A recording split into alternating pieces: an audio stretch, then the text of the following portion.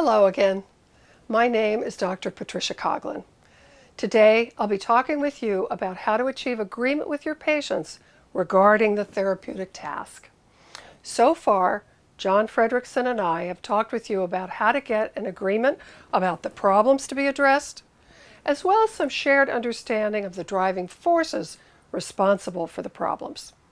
Now we must also get clear and get agreement about the treatment goals and the therapeutic tasks required to achieve those goals.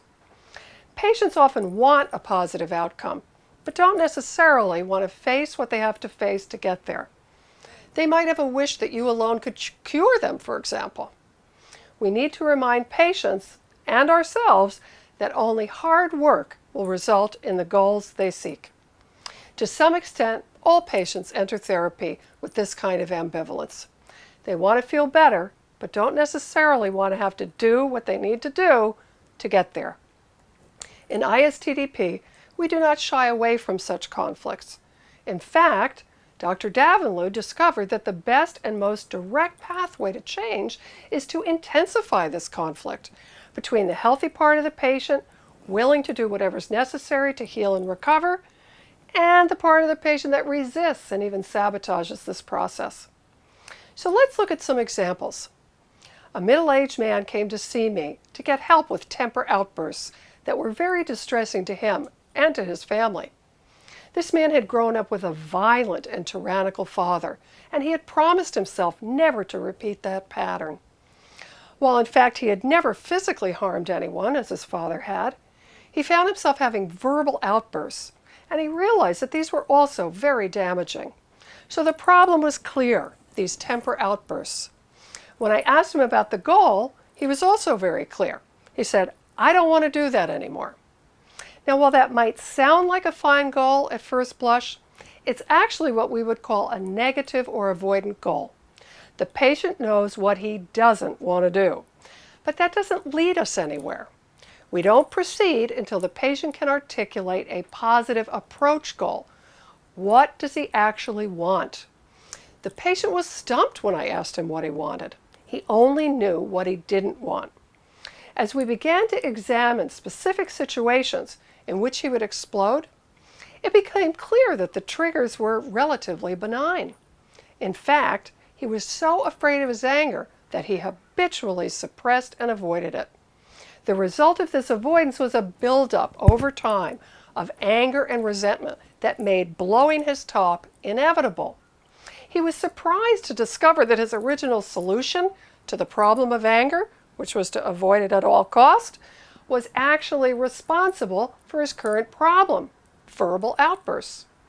So once he saw this clearly, we could begin to map out the therapeutic task.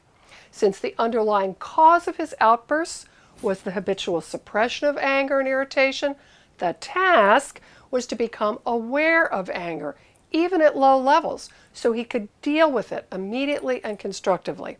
As long as he continued to stuff his anger, then this pattern of avoidance, buildup, explosion, remorse, and renewed avoidance was just going to continue. So we were able to agree that our task was to help him face his anger directly. It turns out that he was not only suppressing his anger, but he was also displacing it. As we began the work of paying attention to his anger, retaliatory rage toward his brutal father emerged. We were then able to work this through at the source so that his need to displace his anger onto others disappeared. Not only did he stop having these verbal temper tantrums at home, he actually started to open up and develop real emotional closeness with his wife and children. He became especially close to his son and was finally able to achieve what he really wanted, a happy, healthy family. Now let's look at another example. A young woman, married for 3 years with a 2-year-old daughter, came to therapy wondering if she had married the wrong man. While she described her husband as loving and devoted, she said that she had lost that loving feeling for him. She began to wonder if she'd ever had those feelings in the first place. Perhaps she had simply married the wrong guy. She also found herself fantasizing about the man she dated before she got married. He was a handsome and charismatic fellow, but chronically unfaithful and often cruel. How is it that she could be pining for such a man? So here was the problem. She was half in and half out of her marriage and wondering if she should end it. Her goal was clear: to get clear about this and make the best decision. We could agree on the content, but I noticed something very striking about the process of how she was expressing herself. As she spoke about herself, she tended to laugh and make light of things that were clearly very serious. I started to block those defenses. Do you notice that you're laughing as you talk about these very serious matters? It's not funny, so what's the laugh about? I wanted to assess how present and aware she was of how she was communicating. She was, in fact, aware of her laughter, and she said she did it all the time. Now, if we proceeded in this way, both taking her lightly, laughing it off, we could certainly not achieve her goals. While laughing over her true feelings clearly wasn't helpful, we needed to get clear about the healthy alternative. So I asked her, "Are you willing to take yourself seriously?" She began to cry and revealed that this was a huge problem for her. She had never been able to take herself, her feelings, her needs, and her desires seriously. In fact, she went on to report that she had a tendency to actively sabotage and undermine herself. Whenever she started to experience success, whether at school or in sports, she would suddenly quit and drop out. Now we were getting a fuller and deeper view of the problem at hand. In fact, the current issue with her husband was only the most recent example of an entrenched pattern of sabotaging everything and anything that was good in her life. So we could now agree on the task, which was to take her seriously and have an honest look at her feelings, needs, and desires. Therapy could now begin in earnest. Once patient and therapist agree on the goals and the tasks required to achieve those goals, they can work together and solidify their collaborative alliance. Failure to achieve agreement about the task can result in stalled therapies or outright disagreement about how to achieve therapeutic ends. Often, patient and therapist have very different ideas about how to proceed. We do not try to convince our patients that it's a good idea to face their feelings. Instead, we inquire about the nature of the problem, we examine examples in detail until it becomes clear that avoidance of their feelings is the driving force to their symptoms and suffering.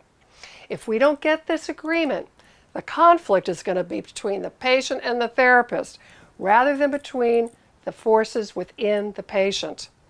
We want to intensify the patient's internal conflict until he decides which way to go. If the patient chooses not to have an honest look at himself, which is certainly his prerogative, then there's no basis for psychotherapy. I'll never forget a man who came to see me at the insistence of his primary physician. He had been having panic attacks as well as intrusive thoughts and images about hurting his son. He wanted this to stop and went to see his physician to get some medication. Well, the physician thought this sounded like an emotional problem and he wanted him assessed by a therapist. So this was the doctor's wish, not the desire of the patient. Still, the patient was there in my office, so I began to inquire about the symptoms, when it began, what triggered it. After about 10 minutes, he stopped and he said, "Listen, Doc, let me tell you something. I think you're probably pretty good at what you do, and if I ever decide that I want to understand myself and why I'm having these thoughts, I'm certainly going to come to see you. But you know what? I don't want to know. I just want them to stop, and I want some medication. I'm only here because the doctor said I had to see you before he would prescribe." Now, this was as clear a communication as he could possibly have given me. In fact, I had no permission to continue to inquire about his inner life. Even though we agreed about the problem, these intrusive thoughts and images, and about the goal, to free him of this torment, we had no agreement about the therapeutic task. He wanted medication, and I was offering psychotherapy. Ultimately, it's up to the patient to decide which way he wants to go. It's not our job to hook or persuade patients, but to be fully available to those who have some desire to examine what is going on inside of themselves. Again, without agreement about the task, patient and therapist are often working at cross purposes. When therapists are first introduced to ISTDP, they're often so motivated to get to these feelings that they jump in prematurely, asking patients about their feelings and impulses before having any agreement that such a task makes sense.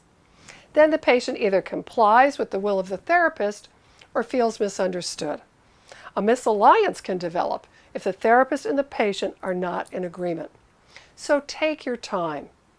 One of my first ISTDP teachers taught me, go slow in the beginning, and then you'll go fast in the end. If you take your time and get agreement about the nature of the problems to be addressed, the patient's goals, and the therapeutic task, your therapies will become smoother and more effective. Thanks for visiting the ISTDP Institute website.